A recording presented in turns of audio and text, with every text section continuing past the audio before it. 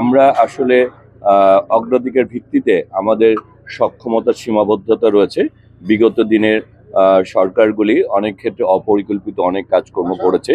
তা আমরা এখন যেটা করছি সেটা হচ্ছে যে আমাদের সক্ষমতা সর্বোচ্চ ব্যবহার করে এবং আমরা অগ্রাধিকার ভিত্তিতে আমাদের উন্নয়ন কর্মকাণ্ডগুলি পরিচালনা করছি এবং সেই ক্ষেত্রে আমরা যেটি হচ্ছে যে মূল যে সড়কগুলি সেগুলিকে আমরা বেশি অগ্রাধিকার দিচ্ছি এবং রেলের ক্ষেত্রেও আমরা মূল যে রেল লাইনগুলি রেল ট্রেক অথবা আমাদের লোকোমোটিভ গ্যারেজ এইসব দিক দিয়ে আমরা যাত্রী সেবার এবং স্টেশন আমরা এইসবগুলি দিয়ে এবং কানেক্টিভিটি বাড়ানোর জন্য যে কাজগুলি আছে সেগুলি করছি।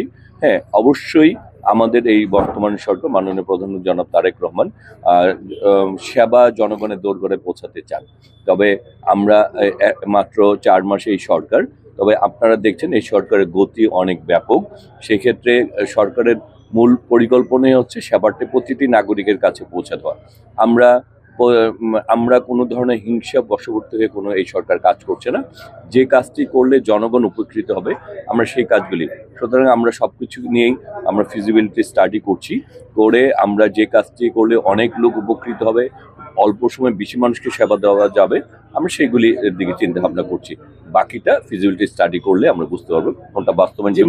মোহনগঞ্জ থেকে ময়মনসিংহ পর্যন্ত একটি লোকাল নতুন করে চালু হওয়ার কোনো পরিকল্পনা আছে ইনশাল্লাহ, যেটি হচ্ছে যে আমাদের যেহেতু বললাম যে বিগত দিনে অনেক রেল ট্রেক করা হয়েছে, সেই হিসাবে ইঞ্জিন বা বগি বা লোকোমোটিভ বা ক্যারেজের সংখ্যা বাড়ানো হয়নি। তা আমরা এসে ইতিমধ্যে আমরা উদ্যোগ নিয়েছি, কারণ আমাদের এই 2টা জোন ভাগ করা, একটা ইস্ট জোন একটা ওয়েস্ট জোন।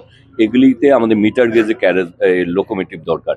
তো সেইখানে স্বল্পতা রয়েছে, যেটা ঈদের সময় আমরা খুব ব্যাপকভাবে এটা আপনার লক্ষ্য করে যে আমরা এখানে যেই রেল লাইনগুলি ইতিমধ্যে সার্ভিসগুলি বন্ধ হয়ে গেছে সেগুলি পুনরায় চালু করার আমরা পরিকল্পনা নিয়েছি এবং আমরা মনে হয় যে ইনশাল্লাহ এই বছরের মধ্যেই আমাদের এই ট্রেনগুলিকে আমরা পুনরায় চালু করতে পারবো।